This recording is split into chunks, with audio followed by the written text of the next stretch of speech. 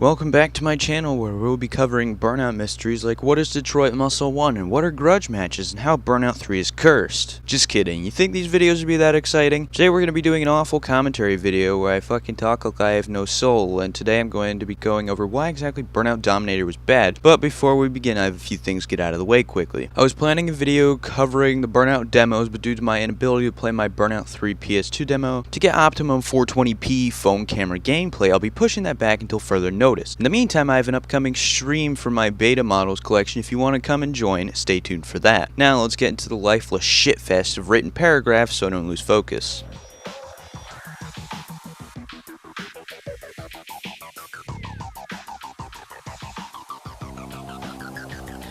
One could easily argue that it's not good because Criterion didn't make it and it works to an extent. The main base is Burnout, but it has been altered to suit the game's new style, chaining, and whatever bullshit they decided to tweak because every Burnout game besides Dominator feels like it's on journalist difficulty. Let's be honest though, nothing can amount to how fucking awful Revenge's rating system is, not even Dominator as a whole.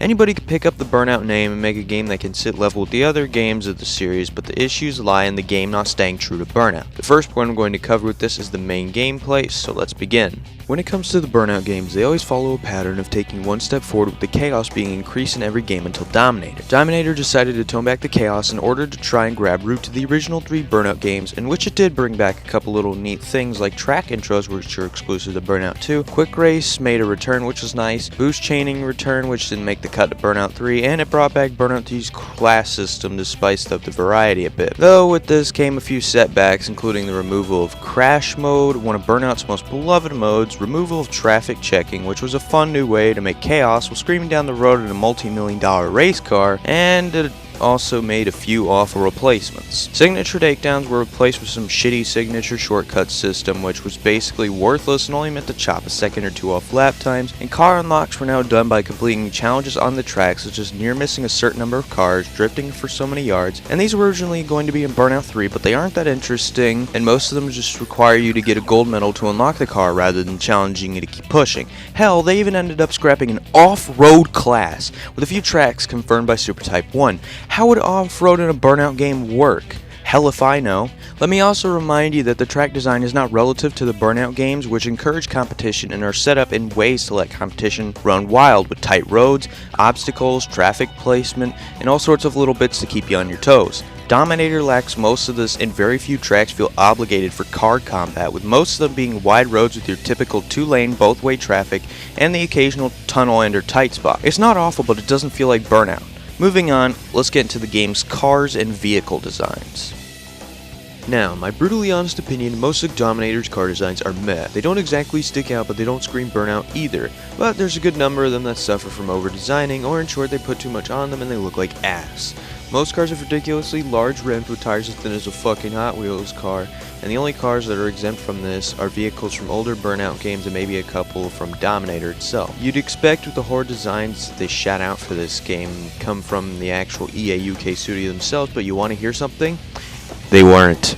An outside source made all the vehicles, and then the team got their hands on them and made finishing touches. Some cars I actually want to like, but their over-designing butchers the shit out of them and I just can't. Although a couple of the game's car designs are generic, they actually tend to be the better cars that would fit in with the rest of the series. The thing about Burnout's cars is that they were usually either a bootleg or a mix between a couple of cars, but Dominator doesn't have this in their car designs. Most car designs are pretty straightforward and come off as generic and weird, and some to a point where it's hard to compare them to something else. There are a couple of Burnout 3 brands that did get planted on a couple of vehicles, but nothing special, and no Dominator cars that are decorated like a racing counterpart or a souped up street machine. Let's get into some of the other game's components like music and combat.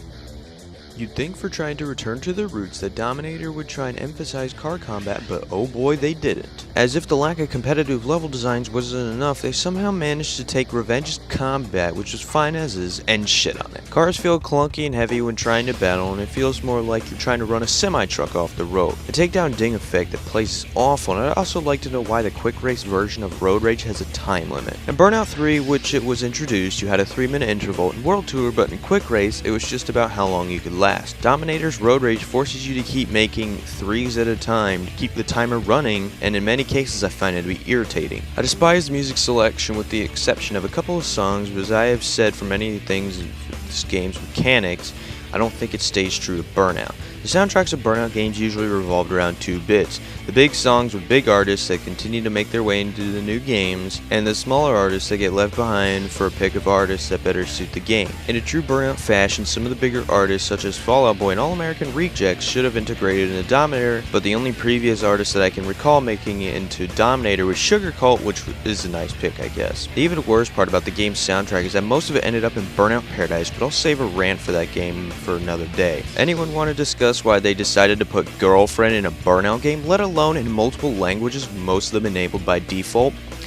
Why are you like this? Anyways, if you made it through, props to you. I don't know how you could bear my voice, let alone for more than 3 minutes when it's just me. As a short note before I get the fuck out of here, please keep in mind this is all my opinion and everything I say is to my eyes and ears. To everyone bitching I need to use emulation gameplay, I plan on getting a capture card soon because I don't want to be bothered to record like an hour of 10 FPS gameplay and shorten it because I find it to be tedious and inconsistent in terms of touching it up. I'd also rather not ask from friends to grab me some gameplay either because I feel like they have better things to do than do my job for me. In the meantime, I'd love to hear you guys' feedback in these commentary videos so I can stop sounding like I just watched my entire family get shot before my eyes and put a bit more character into my content, so I'm not like any other generic YouTuber just trying to cash in on Burnout's name since it's always booming. Please keep in mind I do other content as well, and some of that might make its way in pretty soon. I'm not exclusively a Burnout YouTuber, I just like to cover it because there's lots to talk about. Anyways, before I drag on longer than Grandpa's nuts, let me see my ass out and I'll talk to you all in the comments. Peace.